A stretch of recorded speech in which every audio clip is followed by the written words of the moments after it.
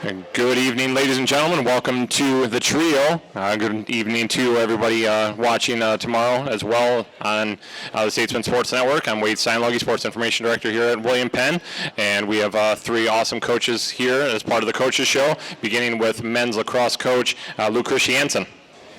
Thanks for having me, Wade. I was waiting for a big applause. There it is. There it is. All right, Coach, let's get into it. From the outsider's perspective, at least at face value, this has been a bit of an up and down, a little bit of a roller coaster season so far. So, kind of by design, unfortunately, a little bit with how the scheduling worked out. But just explain how you're viewing the start of the season. Yeah, I'm really excited about this year's team, and I believe this could be our best team yet. We have an opportunity to make a deep national run and be a Final Four caliber team. And these early tests, that's by design because we know we need that. We have a little bit softer of schedule down the stretch, but really excited about it. We've been playing 7+ freshmen, and we're still a top 10 team. We played the number 4 team in the country to a 2-goal game at their place in a game that we should have won. And so I guess that's really what we've seen is we've seen our ceiling. That our ceiling is a Final Four team and maybe more, but also our floor needs a little bit of work, right? We need to tighten up some things, get the freshmen some experience, but it's a really good group of guys to coach with a very high ceiling. All right, we talked about this, before we got on camera here, but you've had some back-to-back games, and again, that was by design, and some of the problems of not being able to get some teams to come to Oskaloosa. But what have you learned about your team through those back-to-back games? Yeah, so back-to-backs, they're tough. You're playing a sport that's a mixture of soccer and football, and 2 games within, in essence, a day. Some of those were built-in losses, so to speak, right? We got March Madness going on, and they talk about that a lot in basketball. Built-in losses. We had a few of those, but what we saw from the team is that this team has some really good fight and some really good resiliency that we haven't always had in the past. Some of these games that we saw on these back-to-backs, some of our past teams would have gotten blown out. Whereas all of these games we've kept them within 2 to 4 goals. Right, we've lost twice by 2 and once by 4, and so we're a few plays away from being 6-0.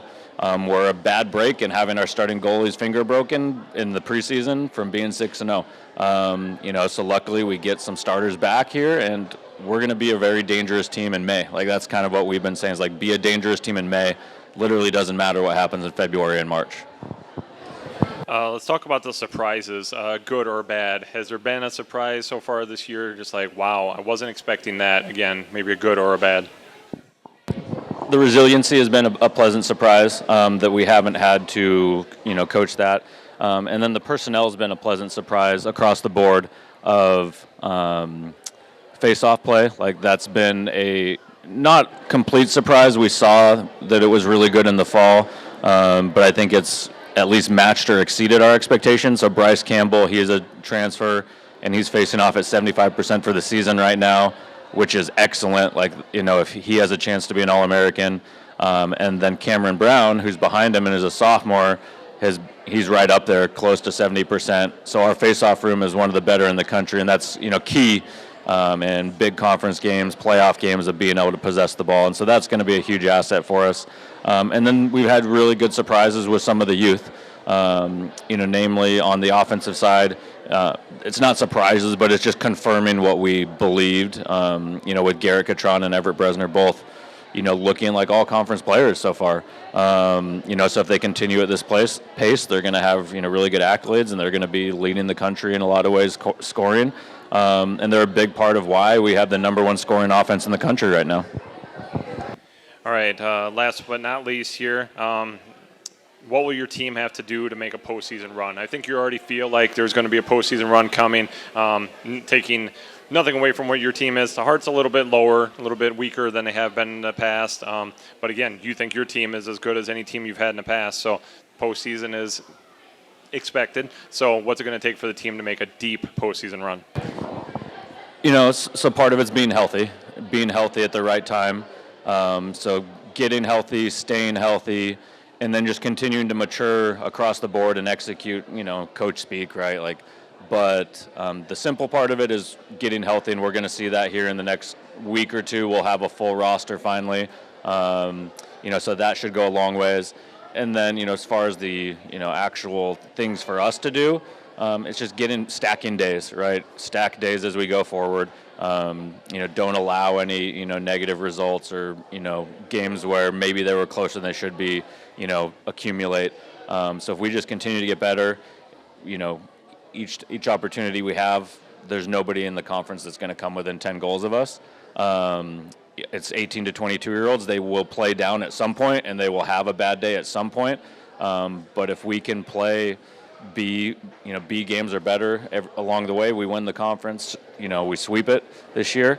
And I think the guys get that this year. The mindset's there, and that's been the plus and the purpose of playing these tougher games is to test the guys. I feel really confident that with the guys we have, the mindset they have, both the youth and the experience, right? So the guys who've been a part of, hey, we won the conference tournament, but we didn't get the regular season, or we won the regular season conference, but we didn't get the tournament.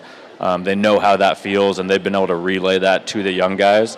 And so when we pushed them, right, like this week, on Monday, we had one of the hardest practices we've had in program history. There wasn't a single complaint. Guys are going hard. They're working. And so I think that's going to translate really well down the stretch.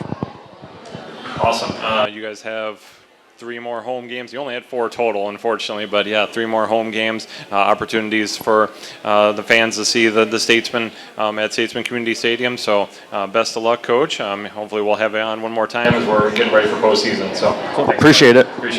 Okay, when we come back on the Coaches Show, we'll have our next Statesman coach. Welcome back to the Coaches Show here at the Trio. We are now here with Colton Udemark of the newly minted National Champion Shotgun Sports Team. Coach, appreciate you coming out. Yeah, thank you very much. All right, well, you got a whole lot of excitement going on. It's more than just the Shotgun Sports National title. Let's talk about that little girl, Cedar. How's she doing? She's doing great. It's been a whole whirlwind the last couple of weeks. It's been very busy the last couple of weeks. But she's doing fantastic, so I'm glad to be here. She's doing great. All right, let's talk about you've got a couple national titles under your belt here as an athlete, but now as a coach. So how is it different being a coach and winning that? Well, I've always been, I've always been very team-oriented. During my time here as a graduate assistant, I always wanted to win that national title. I had my goals as an athlete that I wanted to achieve, both as an individual and as a team. And during my time as a GA, we worked hard. We kept pushing kids. We kept pushing each other. And as an athlete, you can kind of control that. And it's on you. It's on you and your teammates. And that it's different as a coach because as a coach, you're pushing these kids on a different level. Like, you organize things the best you can for the athletes to be able to prosper. And you're you're pushing them to do drills. You're sitting there and all day, and it's February when we're starting to practice in Iowa. You're getting all different sorts of conditions. And, at the end of the day, when you're an athlete, I could show up, shoot my boxes, get my rounds in that I needed to get done. And, I could have a successful practice as an athlete, but as a coach, I'm here for every single one of these athletes, and we're grinding out every single box, every single round, every single drill, and we're trying to make sure that these kids are ready. And, when it's cold out, it's that extra little motivation that I got the kids, hey, you need to do this because we only got a week or a month to prepare.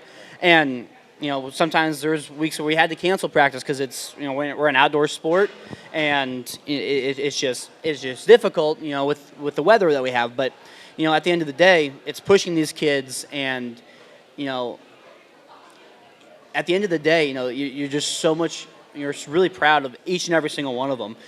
We took 20 kids down to nationals, and I knew every single one of them can be that elite shooter. And as it turns out, there was 30 potential spots in our top 5 across six different disciplines, and we had 16 athletes that helped the team get to our final score to that national championship.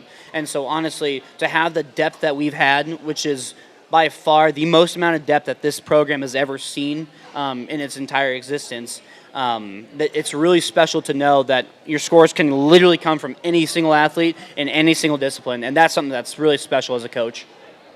Well, I was going to say, I mean, when at nationals as an athlete, you're only worried about yourself, right? I mean, it's all you can do is you. Obviously, you were a pretty good player coach, but now as a coach, you're like, all right, now I'm responsible for those 20 scores. So then for you, it's got to be really special knowing that, like you said, 16 of them showed up and in some form last week and helped you the national title. So. Yep. Okay, let's talk about.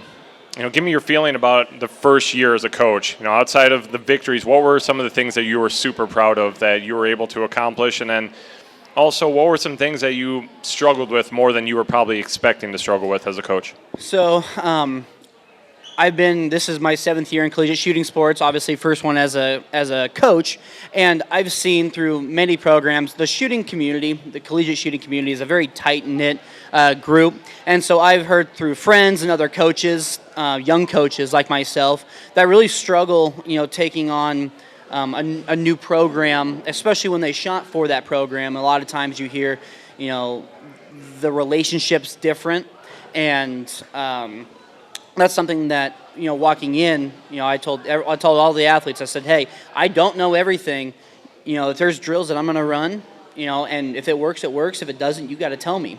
And thankfully, I got a lot of feedback from the athletes on what needs to be done differently. And, one might see that as a negative, but I see it as a positive because now I feel like my athletes can come to me and talk to me about what needs to be changed. And I'm a very big proponent of creating that relationship with my athletes, and to know that they can come up to me and say, hey, this doesn't work or this does work. That's a very special connection that I want with all my athletes. And so I would say that relationship building is something that I've really valued this year, that has really seen fruit. And, I've seen, obviously, I truly do believe that this year's culture was different than any other year previously. We've had a great group of seniors that have kind of came in and took the entire team under their wing, said, hey, we're going to do this as a team. We're going to hang out as a team. We're doing different activities as a team. We're doing shooting together, externally outside of the collegiate season. That's all stuff that's the seniors. I can really say that they helped create this special culture, and that's the culture that I try to intend, and that's the culture that I really do aspire to maintain. Obviously, one of the things that I would say as a young coach I struggled with this year was communication. I think there was a lot of times this year where I had it in my head. I had this grand plan, and I would get to practices. I had different practices and drills running in practices, and came to practice. I explained what I had, and the communication just wasn't there. I think some of the athletes kind of got lost in some of our drills. And moving forward, it's just laying that foundation, laying down that groundwork for the future. And we're definitely going to have drills that we're going to run in the future that would work if oriented differently. And so really working with really just organizing, communicating just a little bit differently. One thing that I'm looking forward to next year is I know exactly what this team's capable of. I know exactly, when I walked in, I had, a plethora of resources that, as I saw to an extent as a GA, and now I saw fully as a coach, and now knowing that I can go in and better prepare for next year and give these kids even more possibilities and opportunities that I wasn't able to this year. And so I'm really looking forward to next year and the changes I will be able to make in this offseason. All right, final question. And I'm not sure where my mind was when I came up with this question. Maybe it makes no sense whatsoever. But what, if anything, did or does this national title mean for William Penn as far as national reputation? We had already won national titles, and we finished third at Division I last year. I'm sure everybody's like, well, it's third. But it's at Division I, so it's a different deal. You're already one of the best teams, but has this taken the team and the program to another level? Specifically for collegiate shooting sports, it's very interesting. That's a very interesting question. Throughout the years, like I said, I've been part of collegiate shooting sports for 7 years, and I've had friends that had, known collegiate shooting sports for the previous 4 years, and during all this time, I've been able to talk with other coaches and athletes, and other programs have seen dynasties. And, Lindenwood had a 15-year run where every other year they were winning a national championship. Texas A&M is currently on their dynasty where they're winning just about every other year as well. Fort Hays State University, they had a run 6-7 years in a row where they won every single year. Midland had that same dynasty. Obviously this is a national championship at the Division II level, and previously we had 2 Division IV national championships, and that all means something.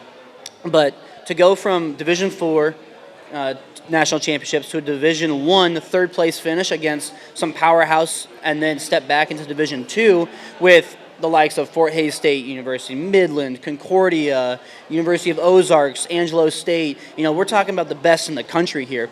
And the Division II is actually extremely competitive, and this Division II title means so much to me as a coach, because as a freshman when I was in college, this was something that I strived for as an athlete, and to finally see all this come around full circle, it's very special for me personally as a coach.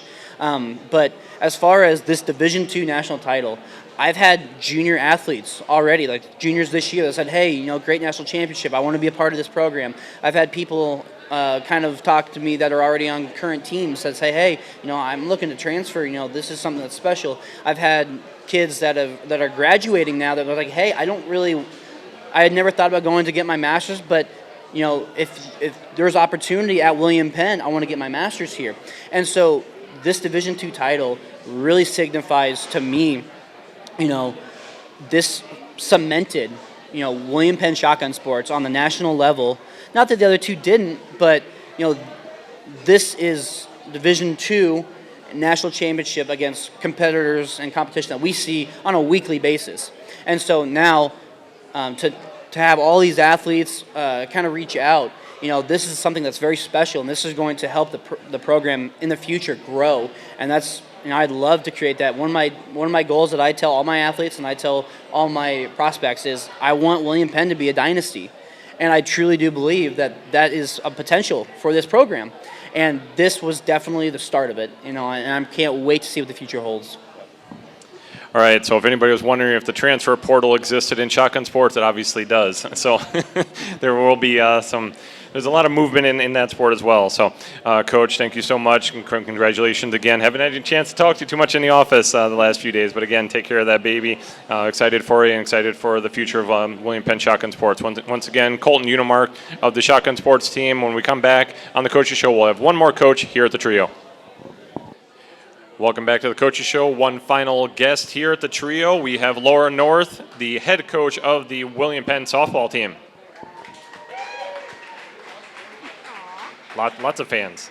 All right, Coach. You said before we got on, you said you love talking about softball, so here you go. We got a few minutes to talk about your sport. So I had you run by this and look at it beforehand. I don't like the wording I use here, but I'm going to say it anyhow. It's been a bit of a roller coaster type season where, a lot of wins, obviously, but there's been a couple stretches where a couple lulls, like, we just couldn't figure it out those few days. But do you feel like the team is closer to really figuring out who they are? Yes. Spring break trip was really important for our team. Playing 10 games in 6 days was really important for our defense to really gel. So before that, the problems that existed in our inconsistency was our defense. We were just making too many mistakes. But I'm a believer in having your defense have one heartbeat and just really getting in sync. And so that week in Tucson really helped us do that. So it was kind of rocky at the first 2 or 3 games, but then after a little pep talk, they started to really understand that we're here to it's a business trip. We're here to play softball, and so they really started to gel on defense. Our pitchers have been throwing really well all season long. Our hitters, offense is streaky, but it's also contagious, and so we've been scoring a lot of runs. But Sometimes we're going to win a 1-0 game, but sometimes we got to put more runs up. So the defense was really the key for us to find that success, and we did that in Tucson. And so, just that one heartbeat on the infield and our outfielders being able to communicate and, playing with the wind and the weather and all of that. But just the communication piece and really understanding who your neighbor is, who's in front of you, who's behind you, who's to your side, and they really thrived on that. So I feel like we're in a really good spot. I just realized it was a question I wanted to ask, and I didn't put it on the sheet, so here's a surprise question for you. But talking about spring break, let's talk about a funny story or something that happened during the week. They're just like, oh, I really, I'm going to remember that for a long time. Oh, gosh. There were so many. I think just the perpetual constant story is just the girls razzing me about my driving skills. And so we're really thankful. We're really thankful for Brad taking us on a bus all the time so I don't have to drive. Katie, my assistant, never lets me lead anymore. I like to take the circuitous route to our games. So that's just kind of the constant there. And, hit a curb. I got to make sure they're awake. And so, but our trip to Dutch Brothers is always fun. And then, here's actually one really funny story is we wanted, on our practice day, the day after we got there, we wanted to go stretch our legs and go on a hike. But, small college athletics, you're on a budget, so you can't pay to get into the national park. And and so we ended up finding this trail and hiking, and then we got in trouble. It ended up being a private trail for mountain biking only. And so we just played the we're from out of town card and didn't really know. And luckily Arizonans are Arizona nice, like Iowa nice, and they were very gracious to us. And so that was a really funny story. We were hiking on a mountain biking trail, and but yes, I guess my van driving is something to be improved on. Well, nobody's perfect. Right. But that worked out too nice for me. Speaking of perfect, Chelsea Huff, perfect game last week, first one in 18 years. So let's talk about that and just how cool that was to be part of it. Yeah, definitely one of the highlights of my whole career. It's so rare and just so special. You want anybody to have a perfect game, but the fact that it's Chelsea and she's a senior, she's been at William Penn here for 4 years, just a great ambassador of William Penn and our sport. She's a 4.0 student. She has volunteered on campus. She's just, one of the crown jewels of your program. And so it couldn't have happened to a nicer person and a harder worker. And also a really cool thing is her family had not been able to come to a game yet this year.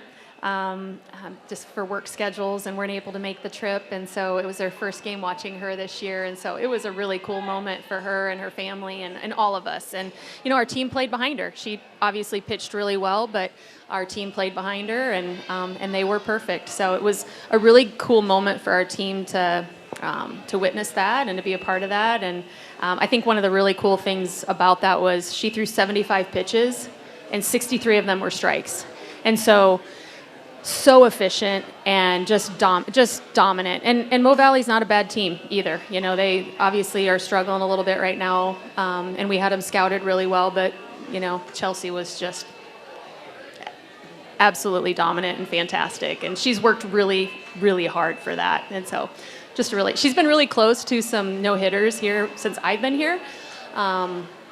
And, to get a no-hitter was awesome, but just the perfect game is really something special as a coach. And, and if you're a baseball and softball person, just super special. So, yeah, definitely a highlight of my career. Yeah. All right, let's talk about this weekend, busy weekend. Obviously, some moving pieces there with weather, et cetera. But let's talk about these next two teams we're playing. We've got Park on Friday and then Benedictine on Saturday, two teams that have been pretty high up in the conference standings, and two teams that you'd like to beat so you can improve your own position in the standings. Yeah, really important weekend for us. I think there's 2 weekends that are really going to be defining for us if we're going to be in the running for our goals that we've kind of set in place. This is one of them with Park and Benedictine, and then in a couple weeks we'll have Baker and Central Methodist. Always tough, obviously. But yeah, Park is a quality team. They've been off to a hot start. They've got some offensive threats, a lot of speed in their lineup. So we've been preparing for them all week. but I told my team today, if we play good defense and our pitchers throw the way they've been throwing and put a couple runs on the board, I think we're going to be okay. Benedictine has just been really dominant the last couple years. Last year they had a fantastic year. Their number one pitcher was first team all conference last year, Bailey Selvage, and they've just got a lot of tools, and they're well coached. So, but we're playing with a lot of confidence right now, and that means a lot. So, our pitchers are arguably, between Chelsea and Maddie, and then, Tori and Emily backing them up. I think we're really deep, a lot deeper than what these two teams have right now. And so if we do have to get deep in our staff, which isn't typical of softball, but when you're playing 4 games and, about, 20 hours, we can get deep. So I think that's to our advantage. And we had a really great practice today. We did some live at-bats, and our hitters were teeing off on our, 3, 4, 5 pitchers. And so that was really encouraging. So, yeah, big weekend. Come out and watch. It's going to be super exciting. All right, final question. What things in particular, you talked about it a little bit on how the team has elevated because of defense, but anything else that's really going to help the team get to that next level? Just staying focused and staying mentally tough. We actually have a lot of depth this year, and, we've got some girls that aren't playing right now that have a lot of experience and can come in, pinch hit, DP. And so for them to, we've got a lot of games left. So, anything can happen, injuries, illness, anything like that. And so we just need everybody to be locked in, and when they have an opportunity to come out and perform. So I use a lot of girls in every game. It's a it's whoever has the hot hand, and we're going to go with that person. So I think just playing William Penn softball too. I think we've gotten into a groove and really defined what our I think our attitudes are, and the way, our style of play, and to stick with that and not try to be something that we're not. And we just talk about it every day. Play William Penn softball, and this is what we've been. So, just being really disciplined. We've talked a lot about paying attention to details, playing clean defense, and not allowing the big inning. And I think the Heart is going to be really competitive this year. Closer, I think nobody's really going to run away with it. And so having that resiliency of if we go 0-4 this weekend, we still, we've got a chance every single weekend, but everybody in the Heart has a chance to beat us too. So I think understanding that, we've got a lot of leadership on our team, and, really good maturity and understanding the long season and everything. So really banking on that leadership and that maturity too with our players. So. All right, once again, Lower North of the softball team. They'll be at home on Friday and Saturday. Friday, 2 o'clock start against Park. Saturday at 11 o'clock, an early start to get ahead of the weather on Saturday against Benedictine. So home openers for the team. Excited to see them finally at Penn Field. Hope to have a big crowd out there for the home openers. We will be back in a couple weeks here for another Coaches Show out here at the Trio. Until then, go Statesmen.